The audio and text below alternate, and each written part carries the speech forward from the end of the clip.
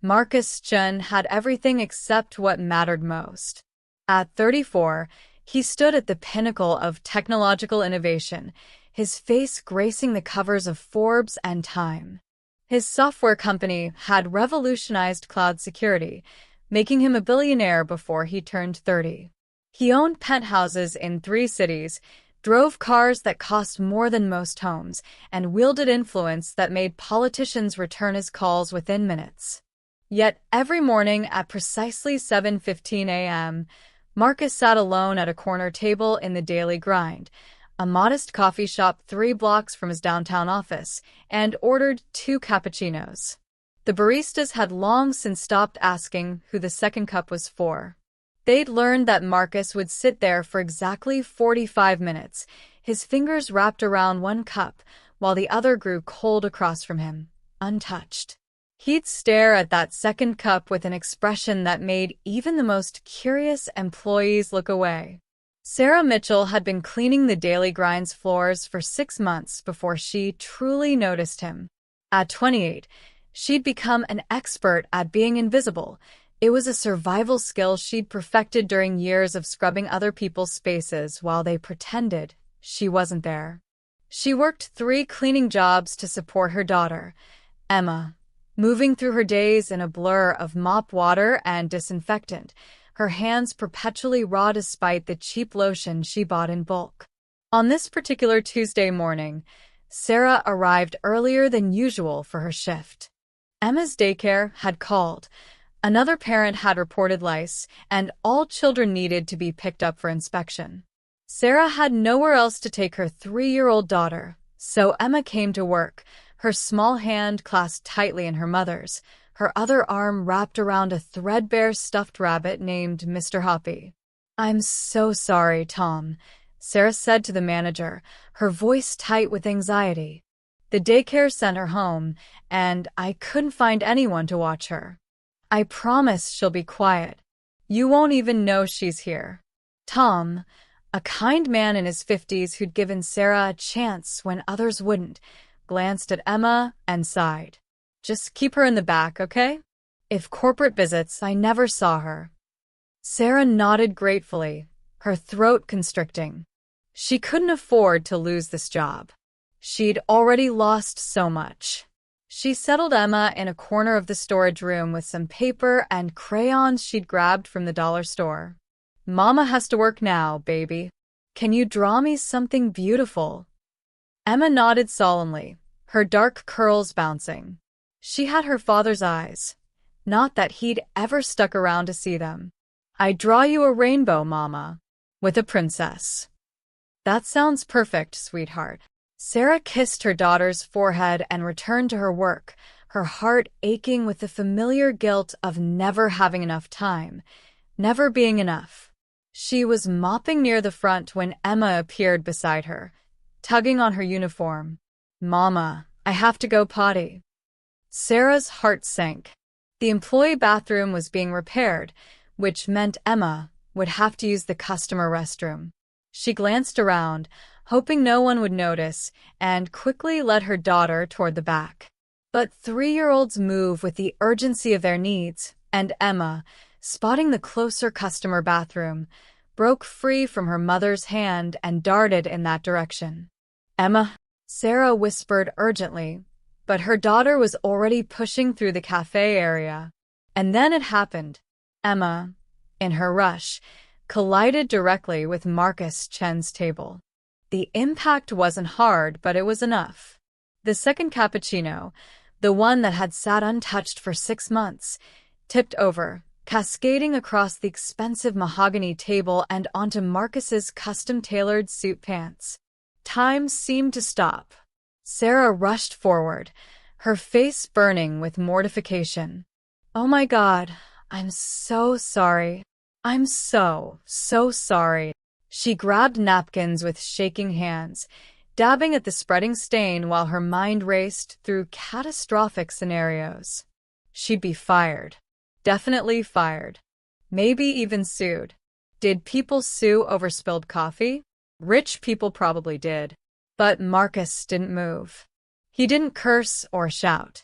He simply stared at Emma, who had frozen in place, her brown eyes wide with tears threatening to spill over. "I sorry," Emma whispered, her lip trembling. "I didn't mean it." Something flickered across Marcus's face, an expression Sarah couldn't quite read. Pain, maybe.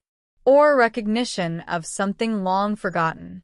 "It's just coffee," he said quietly. His voice was hoarse, as if he hadn't used it properly in years. Sarah continued her frantic cleaning, humiliation burning through her chest. "I'll pay for the dry cleaning. And the coffee. I'll replace it immediately." "Emma, apologize again to the nice man." "I already did, Mama," Emma said, her voice small. "It's okay," Marcus repeated, and this time he looked directly at Emma. "Really? It was an accident." Emma studied him with the frank curiosity only children possess. "Why you so sad?" "Emma," Sarah gasped. "I'm sorry, sir." "She doesn't understand." "Why do you think I'm sad?" Marcus interrupted, his attention fully on the little girl. Emma tilted her head. "Your eyes are sad. Like my mama sometimes. But Mama says when we're sad, we should have hugs and cookies. Cookies make everything better." Despite everything, the ruined suit, the spreading stain, the disruption to his sacred routine, Marcus's lips twitched. It wasn't quite a smile, but it was close. "Your mama is very smart. The smartest in the whole world," Emma agreed matter-of-factly. "That's her over there. She cleans stuff and makes everything pretty."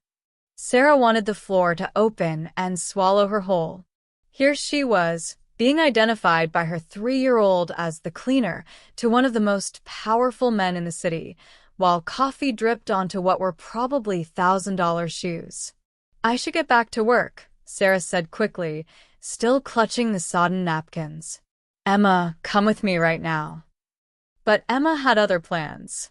With the confidence of childhood innocence, she walked around to Marcus's side of the table and patted his arm. "You should come have cookies with us sometime. We have the sandwich kind with the cream. Mama says we can only have them on special days, but maybe today could be special because I spilled her coffee." Marcus looked at this tiny person offering him cookies with complete sincerity, and something cracked inside him. For the first time in 6 months, he really saw the empty chair across from him. Not as a memorial, but as what it actually was, an absence.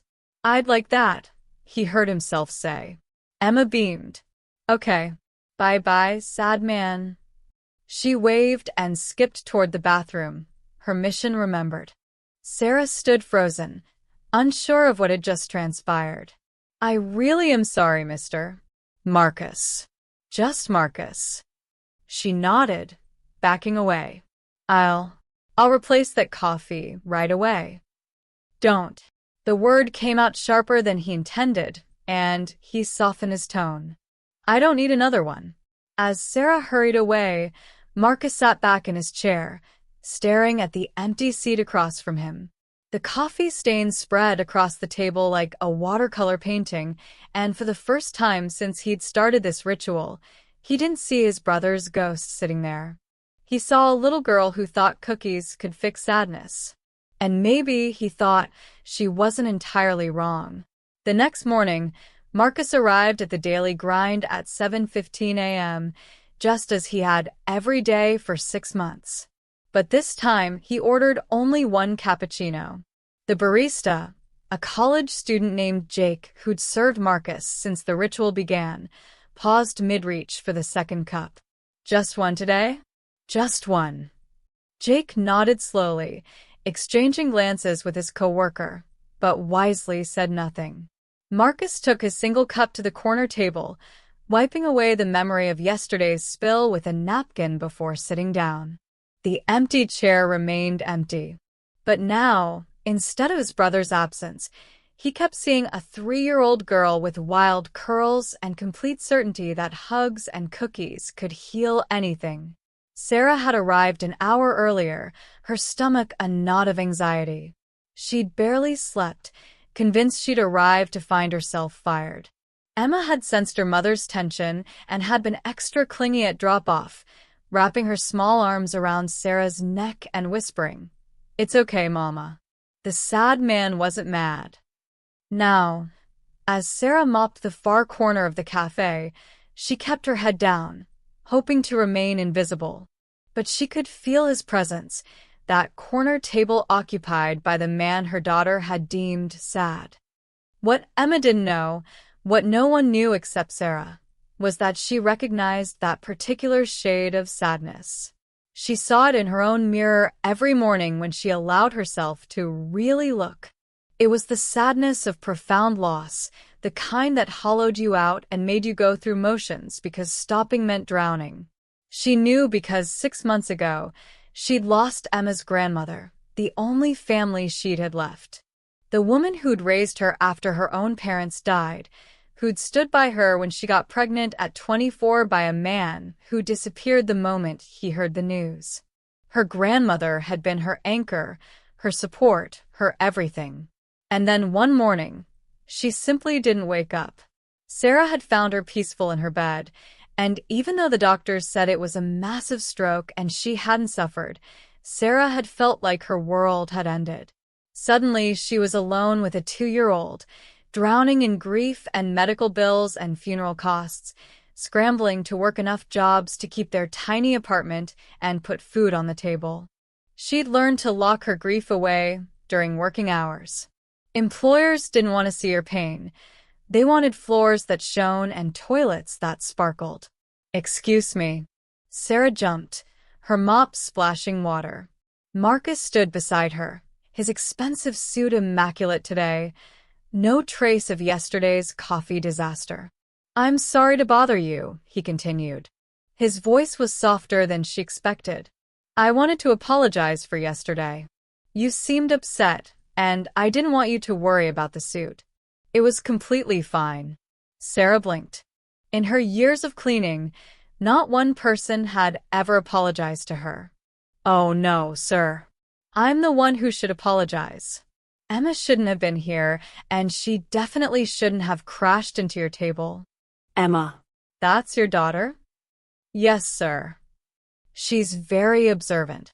Something in his tone made Sarah look up fully for the first time. His face was younger than she expected, though there were lines around his eyes that spoke of sleepless nights. He looked expensive. Everything from his watch to his shoes screamed wealth, but his eyes held something that money couldn't buy or banish. Recognition. "She is," Sarah agreed cautiously. "Sometimes too much. She says things she shouldn't. Like calling strangers sad?" Sarah's face burned.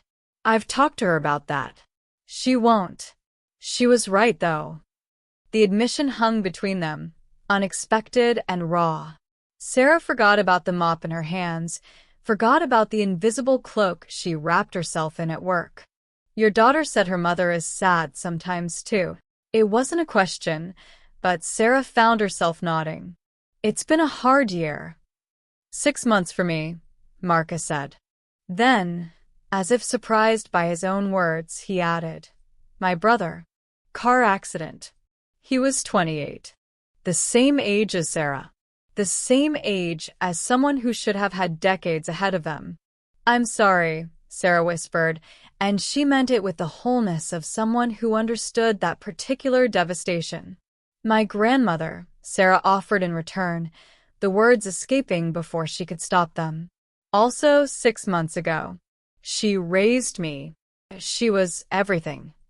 They stood there, two strangers united by the coincidence of their grief, the cafe bustling around them with people who had no idea that in this quiet corner, two broken people had recognized each other. "The second coffee," Sarah said, suddenly understanding. "It was for him." Marcus nodded. "He was supposed to meet me that morning.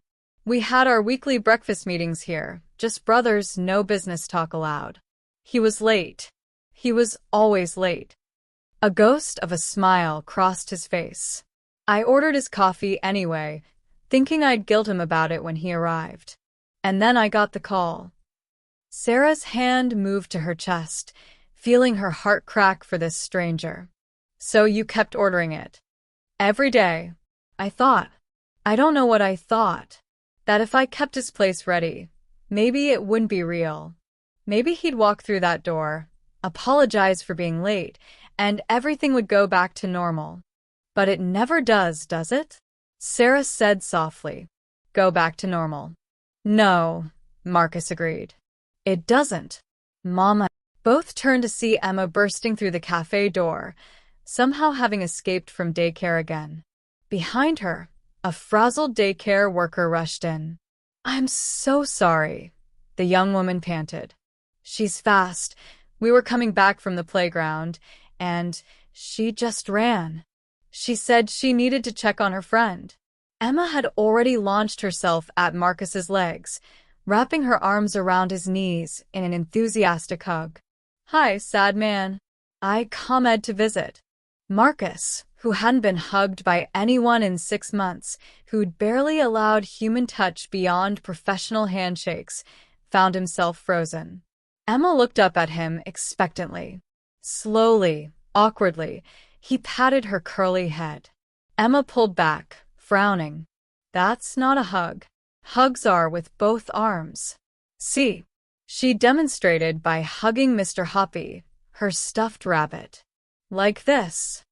Emma, let go of him right now, Sarah said, mortified. I'm so sorry, Mr. Chin. Emma, this is the second time. You know his name? Emma interrupted, delighted. Are you friends now? Sarah wanted to disappear. The daycare worker was apologizing profusely. Tom was watching from behind the counter with concern, and she was definitely, absolutely going to get fired this time. But Marcus did something unexpected. He knelt down, bringing himself to Emma's eye level, and held out his arms. Emma needed no further invitation.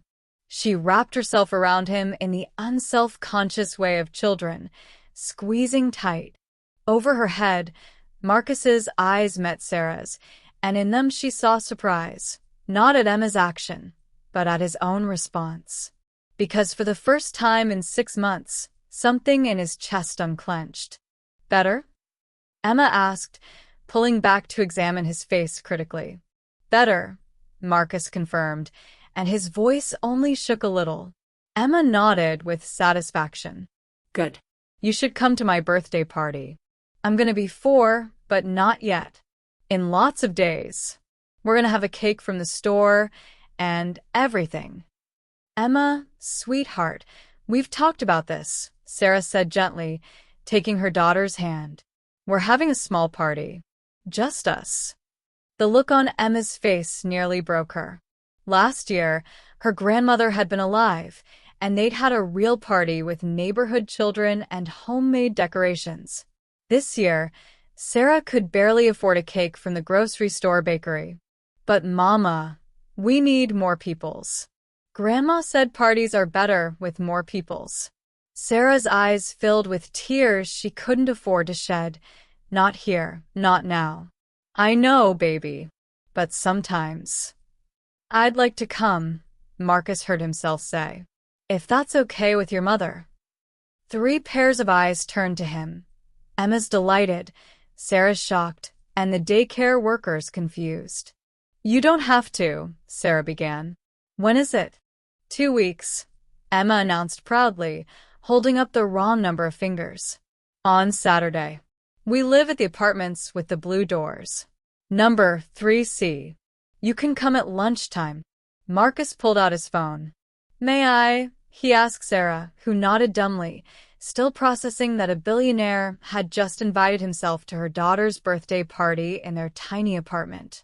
He typed in the details, then added Sarah's phone number when she recited it in a daze. I'll be there, he promised Emma, who was now bouncing with excitement. As the daycare worker finally managed to corral Emma and lead her away, Sarah stood alone with Marcus, once more. You don't really have to come, she said quietly. Emma won't remember. She meets lots of people. But she remembers me, Marcus pointed out.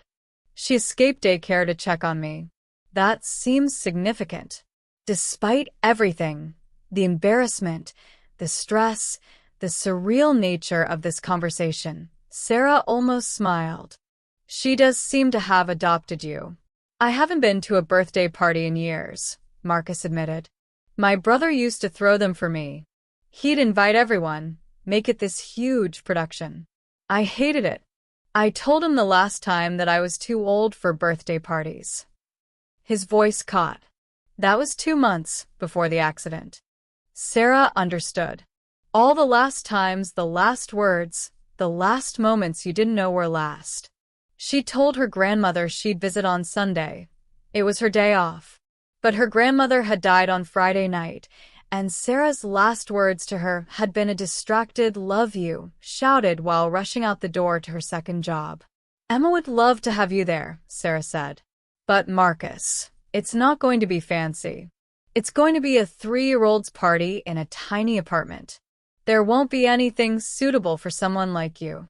Someone like me? Rich, Sarah said bluntly. Successful. Important. We're regular people. Poor people, if I'm being honest. Marcus looked at her for a long moment. Your daughter thinks cookies fix sadness. She gives hugs to strangers.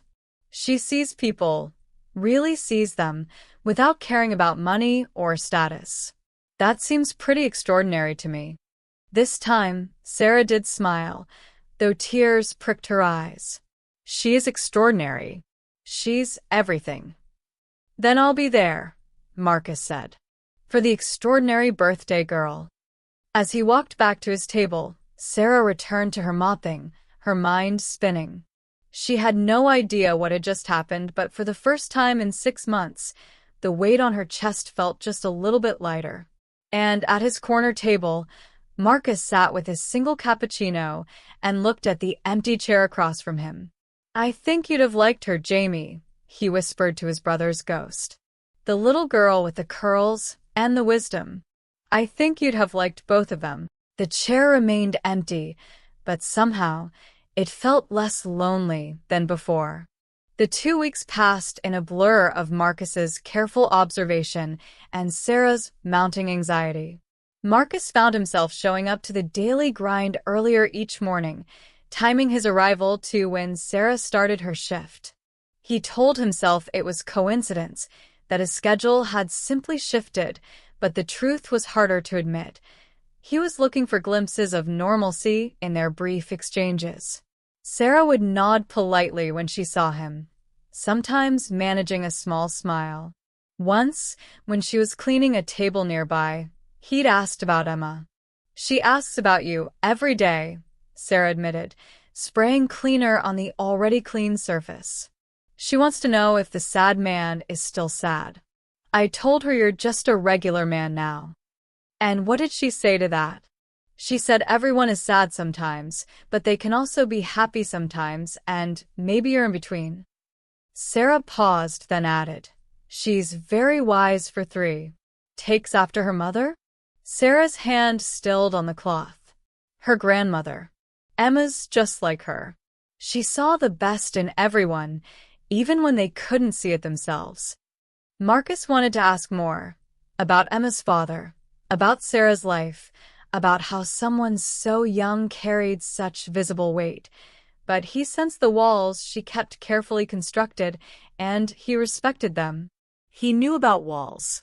His own were fortress thick. Instead, he'd simply said, I'm looking forward to the party. Now, standing outside the weathered apartment complex with its fading blue doors, Marcus wondered if he'd made a terrible mistake. His driver had wanted to wait, but Marcus had sent him away. The gleaming town car felt obscene here, where rusted bicycles leaned against chain-link fences and children's chalk drawings decorated cracked sidewalks. This was a neighborhood where people worked 3 jobs and still struggled, where birthday cakes were luxuries, and where billionaires definitely did not belong. He dressed down, jeans and a simple button-down shirt, but even his casual clothes probably cost more than a month's rent here. The gift bag in his hand felt simultaneously too much and not enough. He'd spent hours in the toy store, completely lost, before a sales associate had helped him select age-appropriate gifts. Even then, he'd agonized, wondering if he'd crossed a line, if he'd make Sarah uncomfortable. He'd almost turned around 3 times. But then he thought of Emma's face, her absolute certainty that he'd come, and his feet carried him forward. He climbed the stairs to the 3rd floor, the carpet worn thin, the walls marked with years of living. 3C had a wreath on the door made of construction paper flowers, clearly Emma's handiwork. He could hear music inside, a children's song playing at moderate volume. Before he could knock, the door flew open. "You came?" Emma shrieked, launching herself at him with the same enthusiasm she'd shown at the cafe. This time, Marcus was ready, catching her and lifting her up. "Of course I came. I promised, didn't I? Mama said rich people sometimes don't keep promises to regular people, but I said you would, because you're nice even though you're sad." Over Emma's shoulder, Marcus saw Sarah appear, her face flushed with embarrassment. "Emma, we talked about this." "It's okay," Marcus said, setting Emma down but keeping hold of her hand. "She's honest." "It's refreshing." Sarah wore a simple blue dress, likely the nicest thing she owned, and had obviously tried to make the apartment festive. Streamers hung from the ceiling, balloons clustered in corners, and a small table held a grocery store cake decorated with princess decals. It was perfect. "Please come in," Sarah said, stepping back. "Though I should warn you, it's not much." "It's wonderful," Marcus interrupted, and he meant it. The apartment was tiny, 1 bedroom, maybe 600 square feet, but it was clean and filled with love. Photos covered every surface. Emma as a baby, Emma with an elderly woman who must have been her grandmother, Sarah and her grandmother laughing together. There were homemade crafts, Emma's drawings taped to the refrigerator, a small bookshelf overflowing with library books.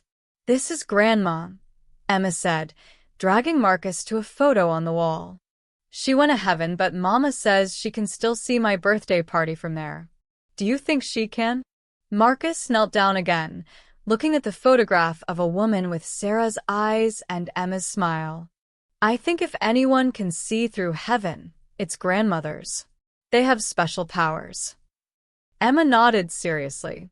"That's what Mama says too." Then, brightening, "And this is Mr. Hoppy. He's gonna have cake too." The stuffed rabbit had seen better days. One ear was stitched back on, the fur worn smooth in places, but Emma held it like treasure.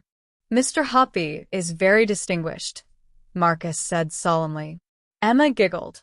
"What's distinguished?" "Special. Important." "Oh." "Then yes, he is." Marcus handed her the gift bag, and Emma's eyes went wide. "Is this for me?" "Well, it is your birthday." Emma looked to her mother for permission. Sarah nodded, her eyes suspiciously bright, and Emma dove into the bag. She pulled out a beautiful hardcover collection of fairy tales, the kind with gilded pages and ribbon bookmarks.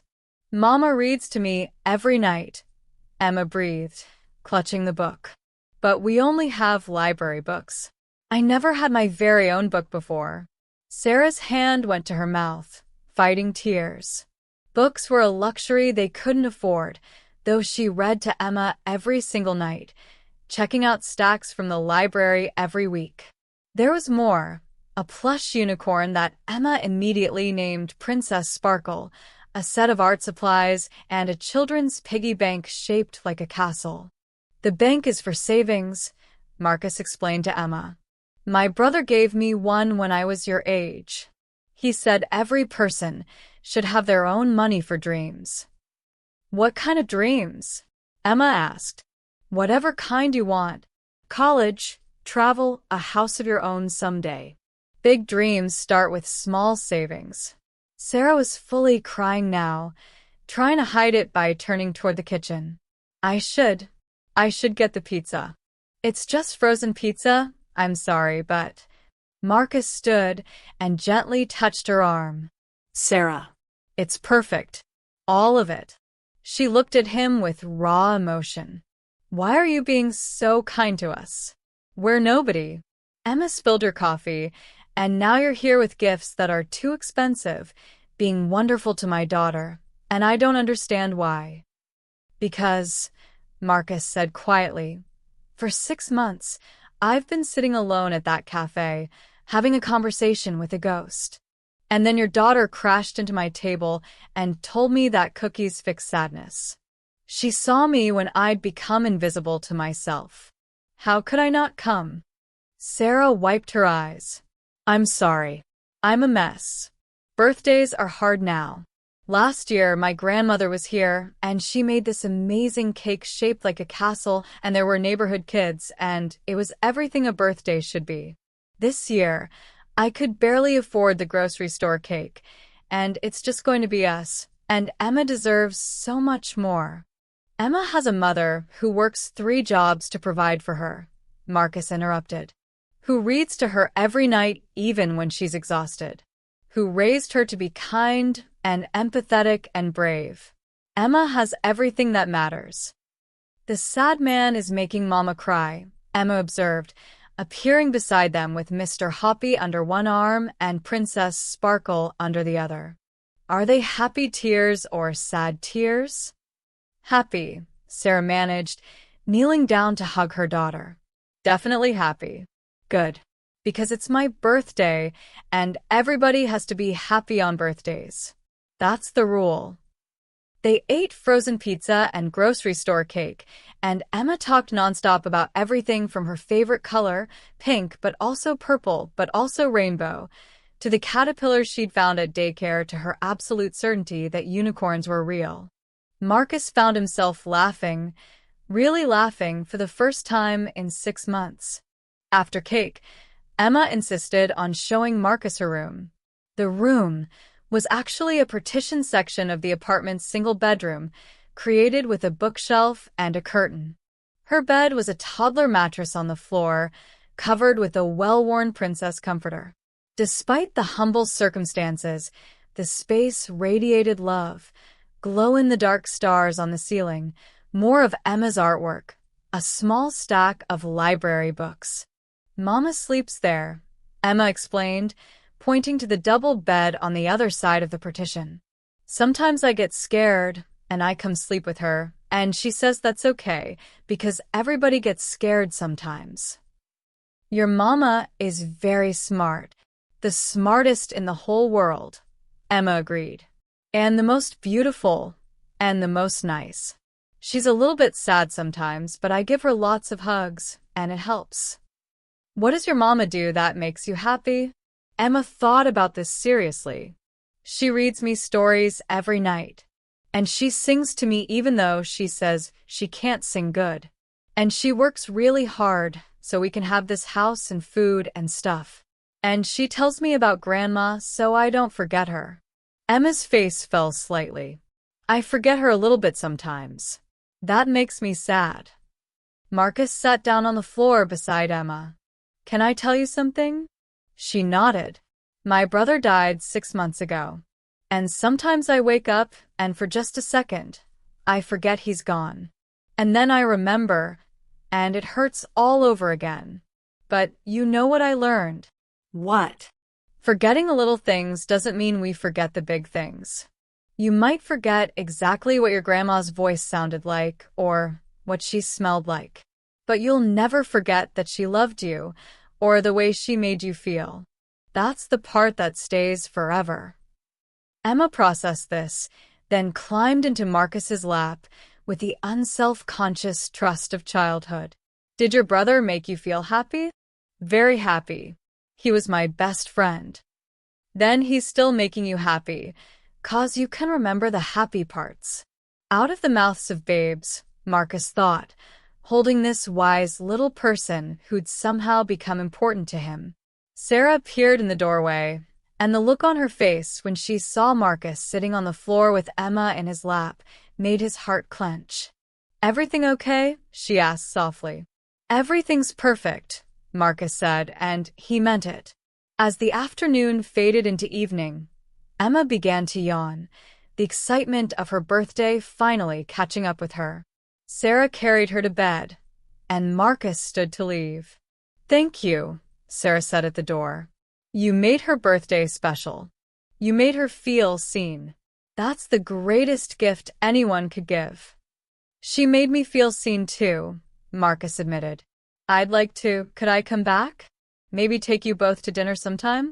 Or the park. I don't want to overstep. But yes," Sarah said simply. "Emma would love that. And I would too." As Marcus left, walking down the worn stairs of the apartment building, he felt lighter than he had in months. He pulled out his phone and sent a text to his assistant. "Clear my schedule for next Saturday afternoon." She responded immediately. "You never clear your schedule. Is everything okay?" He smiled at his phone. "Better than okay. I have plans with friends." And for the first time since his brother died, Marcus went home to his empty penthouse and didn't feel quite so alone. Marcus began showing up at the apartment building every Saturday, and sometimes on Wednesdays too. At first, Sarah worried about what the neighbors would think, a clearly wealthy man visiting a single mother, but Emma's joy was too pure to taint with such concerns. Besides, Marcus had a way of making himself unobtrusive despite his inherent presence. He'd sit on the floor playing blocks with Emma, help Sarah fold laundry while they talked, and occasionally bring dinner, so Sarah didn't have to cook after her long shifts.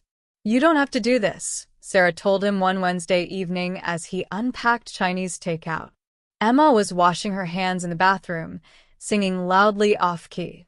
"I know," Marcus said, arranging containers on the small table. "But I want to. When's the last time you had an evening where you didn't have to cook, clean, or work?" Sarah couldn't remember. Over the weeks, they'd settled into an easy rhythm of conversation. Marcus learned that Sarah had been studying nursing before her grandmother got sick, that she'd had to drop out to care for her and work full-time. She learned that Marcus's brother Jamie had been the dreamer while Marcus was the pragmatist, that Jamie had wanted to be a musician but had worked in Marcus's company anyway because someone had to keep you from turning into a robot. "He sounds wonderful," Sarah said. He was. He could light up a room just by walking into it. Everyone loved him. I was always the serious one, the boring one, and he was... Marcus's voice caught. "He was everything I wasn't." "You're not boring," Emma announced, returning from the bathroom. "You're interesting. You know about stars and buildings, and you tell good stories." "See?" Sarah smiled. Expert opinion. But it was during a Saturday afternoon in the park, watching Emma play on the swings, that their friendship deepened into something more honest. "Can I ask you something personal?" Sarah said, sitting beside Marcus on a bench. "Of course." "Why don't you date?" "Emma asked me why you don't have a wife or a girlfriend, and I realized I don't know anything about your personal life." Marcus was quiet for a moment, watching Emma demand he watch her go super high on the swings. "I was engaged 3 years ago. Her name was Victoria. She came from my world, old money, right connections, understood the social requirements of being with someone like me." "What happened?" "Jamie didn't like her. He said she was performing being in love rather than actually feeling it. I told him he was wrong, that he just didn't understand our relationship. We fought about it for months. It was the biggest fight we ever had." Marcus's jaw tightened. "Then one night, I came home early from a business trip. Found Victoria in bed with one of my business partners. Turned out Jamie had been right all along. She'd never loved me. She loved my money, my status, the life I could give her. I'm sorry. I called Jamie that night. Didn't even apologize for our fight, just told him what happened. You know what he said? He said, 'I'm coming over.' And he brought ice cream, and we stayed up all night eating it and watching terrible movies. He never once said, 'I told you so.' That's who he was." Sarah reached over and took his hand. The gesture was simple, but it felt monumental. This small touch that said you're not alone. Emma's father, Sarah said quietly. His name is Derek.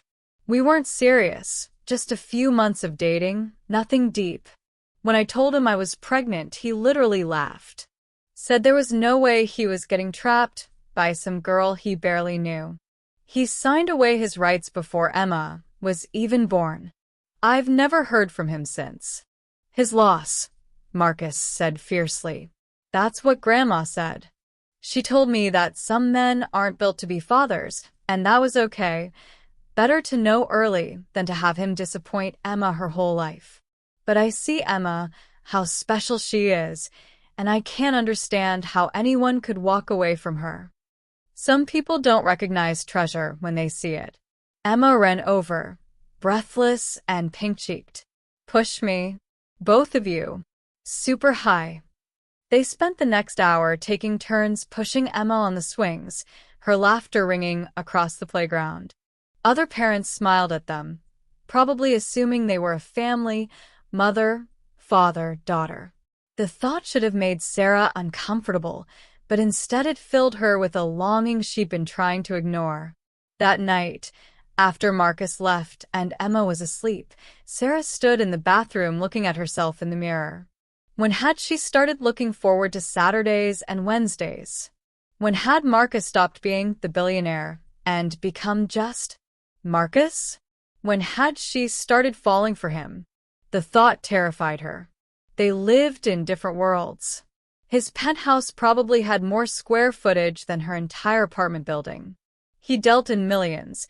She counted pennies.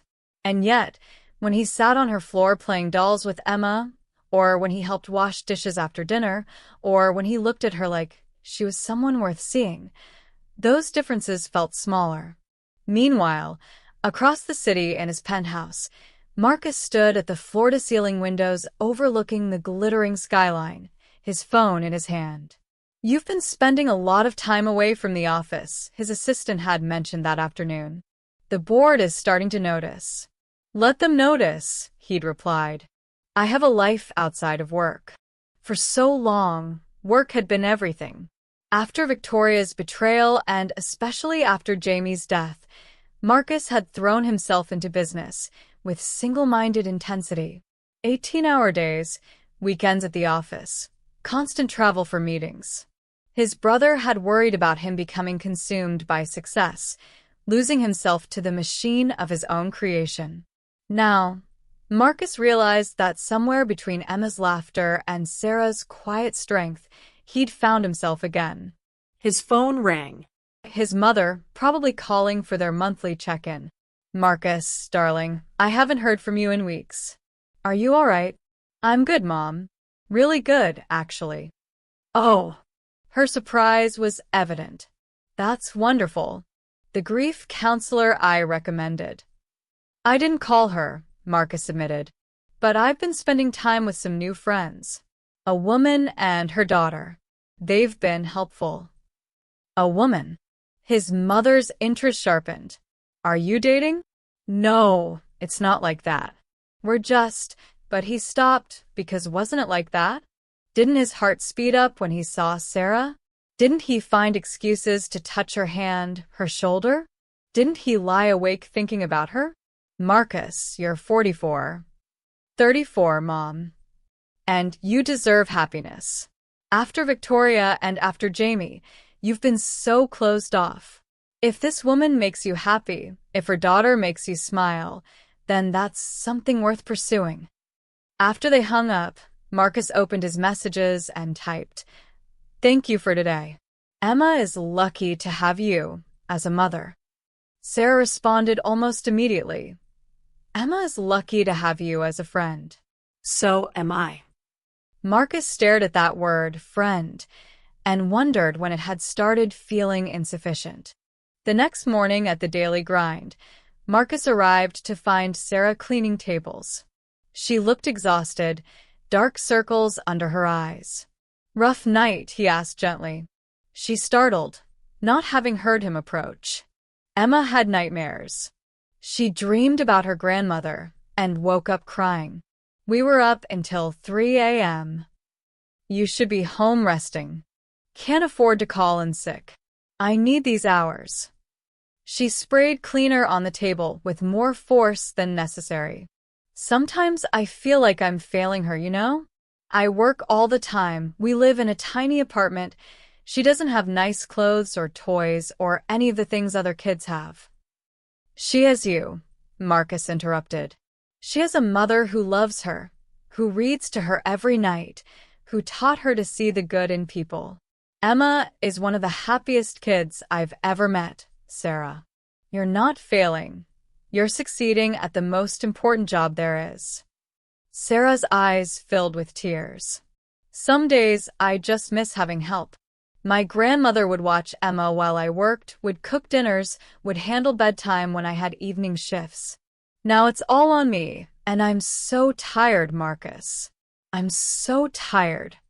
Without thinking, Marcus pulled her into a hug. She stiffened for just a moment before melting into him, and they stood there in the middle of the daily grind, a billionaire and a maid, holding each other like lifelines. Let me help, Marcus said into her hair. Please. I can pay for better daycare, or contribute to rent, or... Sarah pulled back, wiping her eyes. No. I appreciate it, I do, but I can't accept money from you. It wouldn't be right. Why not? Friends help friends. Because, Sarah said, meeting his eyes, I think we both know we're not just friends anymore. The words hung between them, true and terrifying. No, Marcus agreed quietly. We're not. And that's complicated. Very. You're a billionaire. I'm a single mother who cleans toilets for a living. People would say you're slumming, or I'm gold digging, or... I don't care what people say. But I do, Sarah said. I have to. I have Emma to think about. What happens when you get bored of playing house with us? When you realize that our lives are too small, too ordinary. Emma's already attached to you, Marcus. If you leave... I'm not going to leave. You can't promise that. Nobody can promise that. Marcus wanted to argue, but he understood her fear. She'd been abandoned by Emma's father, had lost her grandmother, had learned that people leave. Why should she trust that he'd be different? You're right, he said finally. I can't promise forever. But I can promise today and tomorrow and every day after that until you believe me. Sarah looked at him for a long moment, then nodded slowly. Okay, but Marcus, no money. If this is going to be, whatever it's going to be, it has to be real.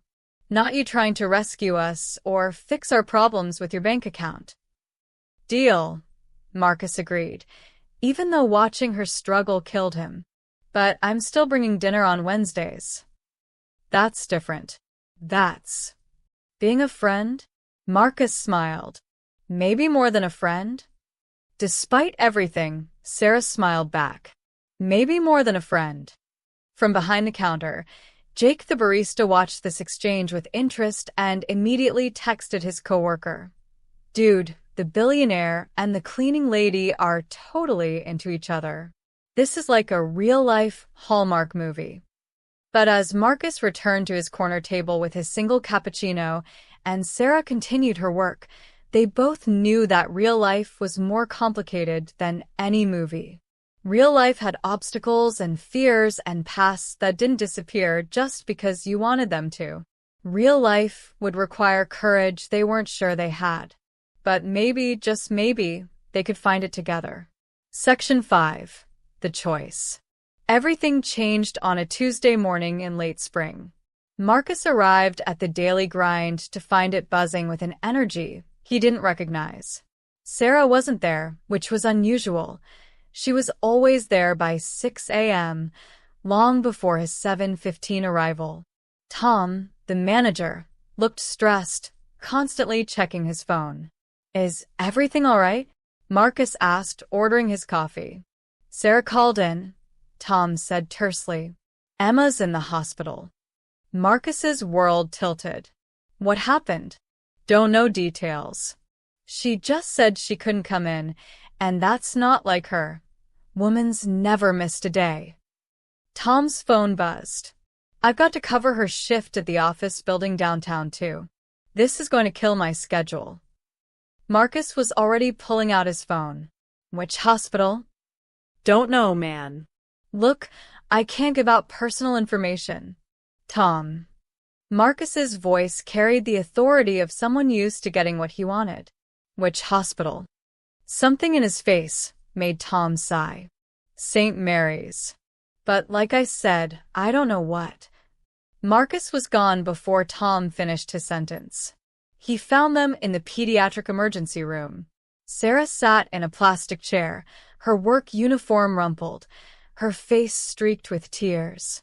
Emma lay on a gurney, looking tiny and pale under harsh fluorescent lights, an oxygen mask over her small face. Sarah. She looked up, and the relief in her eyes gutted him. Marcus. Oh God, Marcus.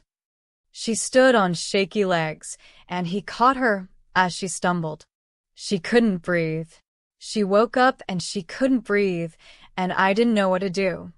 What did the doctors say? Severe asthma attack.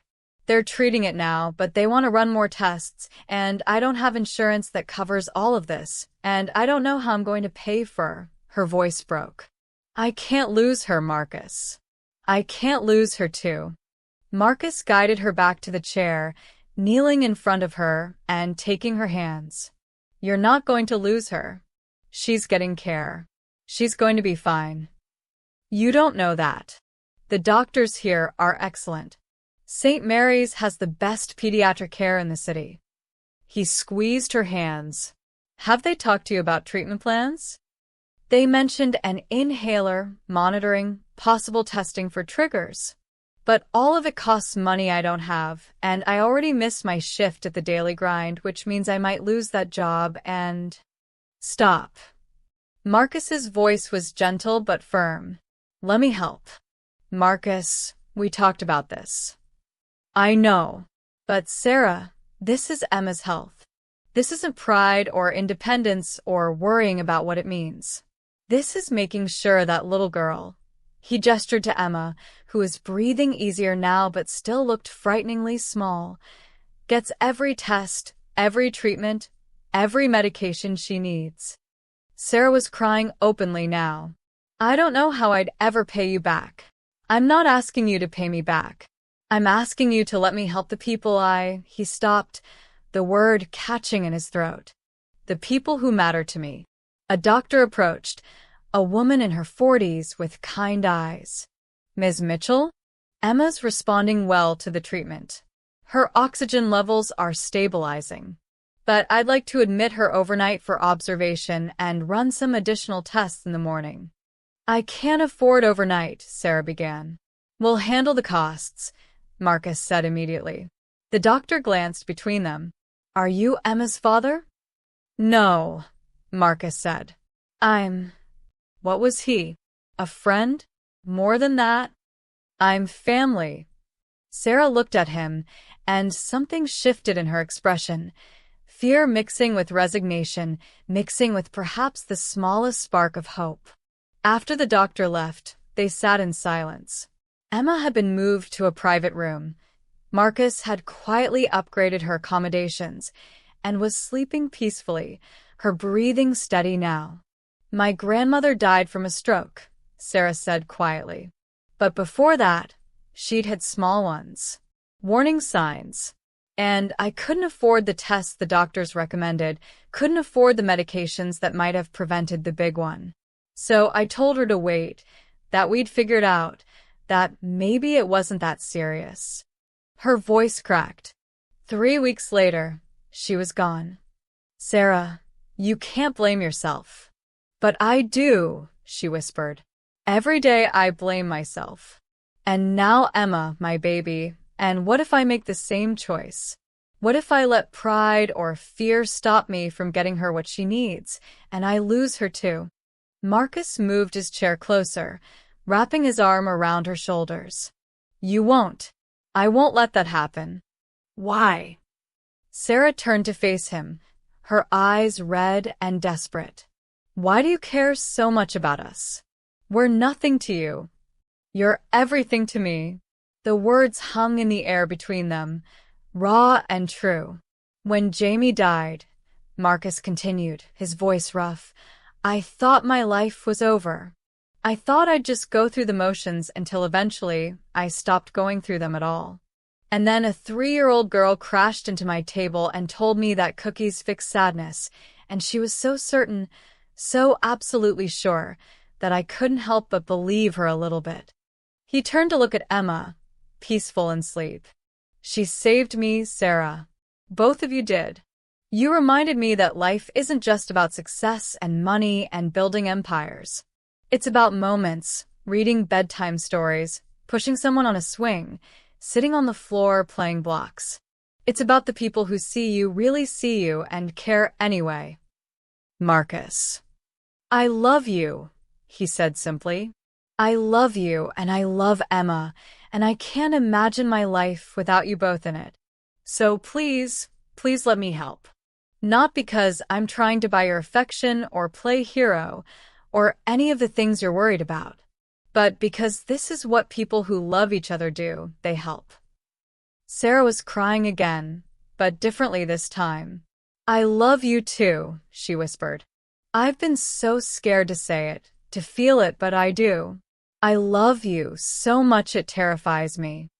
Marcus kissed her forehead, her cheeks, tasting salt from her tears. Then let me in. All the way in. Let me help with Emma's medical bills. Let me help with rent. Let me. If we do this, Sarah interrupted, if I let you help, it can't be you throwing money at problems. It has to be a partnership. I need to feel like I'm contributing too. You are contributing. You're raising an incredible child. You're working 3 jobs. You're Marcus. She took his face in her hands. I need to keep working. Maybe not 3 jobs. Maybe we can figure something out, but I need to work. I need to finish my nursing degree. I need to feel like I'm building something too, not just accepting charity. It's not charity. It's love. Then let's call it investment, Sarah said, managing a small smile. You invest in us, and we'll invest in you. You teach Emma about business and savings and ambition. I'll teach you about finding joy in small moments. Emma will teach us both about seeing the good in people. Marcus pulled her close, holding her like he'd wanted to since the moment he'd walked into the hospital. Deal. They sat like that for a long time, watching Emma sleep, her breathing steady and sure. Over the following weeks, Marcus learned about the complexities of co-parenting a child who wasn't biologically his. He attended doctor's appointments, learned about asthma triggers and action plans, helped Sarah navigate the labyrinth of medical bills and insurance claims. When she protested that he was doing too much, he reminded her of their deal. Partnership. He also learned about the judgment that came with their relationship. His mother was cautiously supportive but warned him about looking like he was having a midlife crisis. His board members raised eyebrows when he mentioned having family commitments. And Sarah faced whispers from neighbors about landing a rich man and speculation about her motives. Let them talk, Marcus said one Wednesday evening, sitting at their small table while Emma colored beside them. People always find something to say. But Sarah still worried, still felt the weight of their different worlds. It all came to a head 3 months after Emma's hospitalization. Marcus had been working on a surprise, putting a down payment on a house for Sarah and Emma. Nothing ostentatious, a modest 3-bedroom in a safe neighborhood with good schools. He planned to present it as a birthday gift for Sarah, a way to give them stability. When his assistant accidentally mentioned the purchase to a friend, who mentioned it to someone else, the gossip chain eventually reached Sarah through a neighbor. She showed up at his penthouse unannounced, something she'd never done before. A house? She said as soon as he opened the door. You bought us a house? Marcus's heart sank. I was going to tell you. When? After you'd already done it? After you'd made this huge decision without even consulting me? I wanted to surprise you. I don't want surprises, Marcus. I want a partner. Sarah's hands shook. This is exactly what I was afraid of. You swooping in with your money, making decisions, fixing things without even asking if that's what I want. What do you want, Sarah? Marcus's own frustration rose. You want me to watch you struggle? Watch you work yourself to death in that tiny apartment? I have the means to help. Why is that so wrong? Because it's not about the means. It's about respect. It's about recognizing that I'm a person with agency, not a project for you to fix. She was crying now. I know you lost your brother.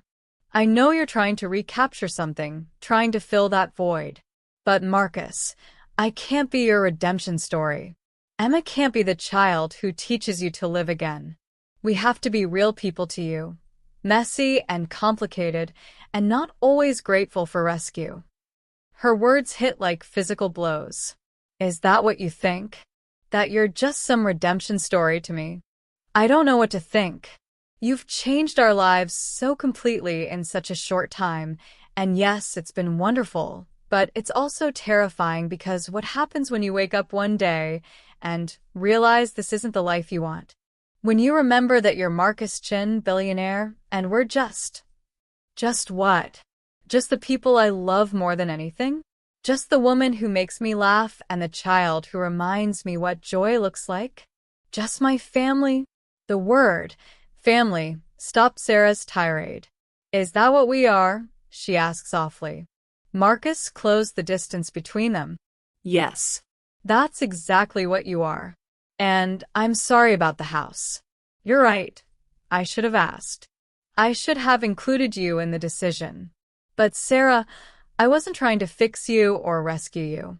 I was trying to build a future with you. A future. I want you both to move in with me, Marcus said. Not the house I bought. I'll sell it. Here, in this penthouse. Or we can find somewhere else together. Somewhere we all choose.